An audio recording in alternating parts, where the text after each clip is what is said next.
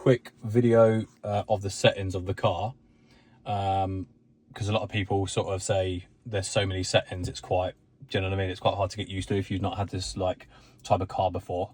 I had an old Focus, so I didn't even have a screen, let alone all of these sort of, you know, functions on the menu. So essentially controls, you've got lights, you've got child locks, you've got window locks, all that sort of stuff. You can see there that the dash cam is sort of saving there, it's recording now.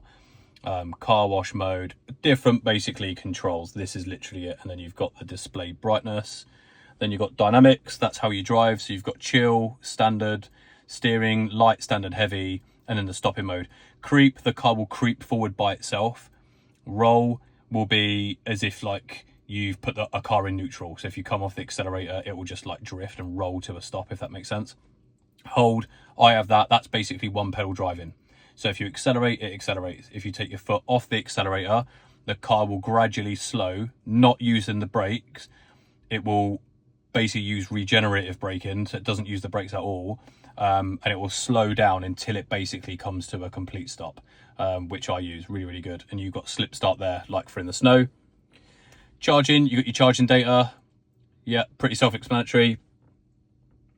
Autopilot. Yeah, so you've got traffic aware cruise control, which every car has. You've got auto steer, autopilot activation, whether you want to do single pull or double pull, which is a single or double pull of that lever.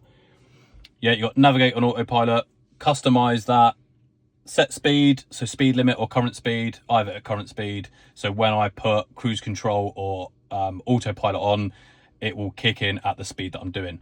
If you're doing 60 in a 70, and you have it on speed limit, it will just accelerate quite quickly, another 10 miles an hour, which I don't sort of like. So I have it like that. Smart Summon.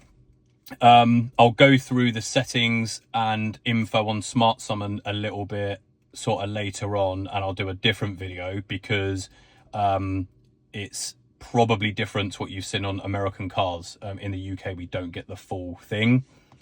Speed limit warnings, forward collision warnings, lane departures and all that stuff. I'll go through the safety sort of systems again at another time, a bit more in depth. Locks, basically what keys you have activated on your car. So as you can see, I've got Tom's iPhone and I also have the key fob, yeah, which is this thing, which I'll do a video on again at a later time in a bit more detail. Child locks, yeah, and various things that the car can do once you lock or unlock the car. Lights, so whether they're in auto or they're on. Adaptive headlights, headlights after exit, obviously if it's dark. Ambient lights, yeah, so if you click ambient lights, yeah, I want those on. Yeah, I don't know why they were off actually. Steering wheel lights and dome lights, which the dome lights are these lights here. Seats, heated seats, and then if you push these buttons here, it will move the passenger seat, yeah, if you've got people getting in the back. Then we've got display, again, self-explanatory. The appearance, you've got auto, you've got light, you've got dark. So this is what it looks like at night, but you can have it all the time if you so wish. Screen clean mode, fold mirrors. So I've done a video before. So if you press and hold that button, my mirrors fold. But you can program that to basically one of those options listed there.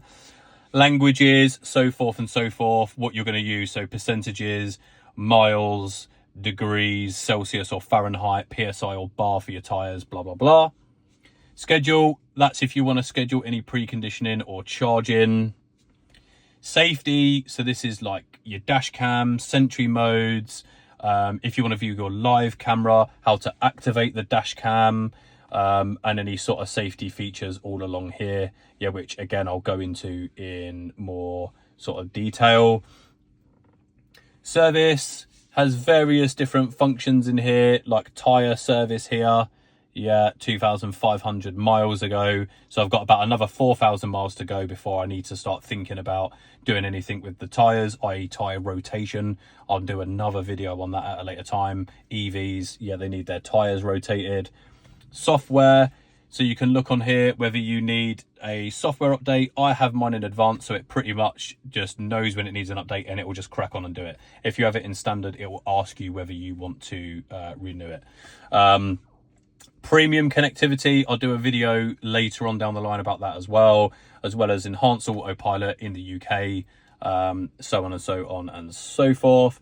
Nav, these are just navigation options that you'll pretty much find with any type of nav, including like Google Maps. Trips, pretty much same as any other car. Wi-Fi, so I've obviously joined it to the Wi-Fi for updates and so on and so forth. Bluetooth, yeah, whatever you've got, Bluetoothed. Audio, so you got your audio settings, yeah, explicit content, turn it on or off, blah, blah, blah, blah, blah. And then any upgrades. So basically no subscriptions available to purchase from your car at this time. Because I've got the premium connectivity. There are more upgrades that you can get on the app, but you have to go through the app for that. So just a quick run through of the screen there. I will go into the screen, you know, in more detail, just because there is a lot of settings. You can see this is taking like 6 minutes just to go through quickly. So I will go through and do little separate videos for each separate control if anyone's sort of confused on what does what.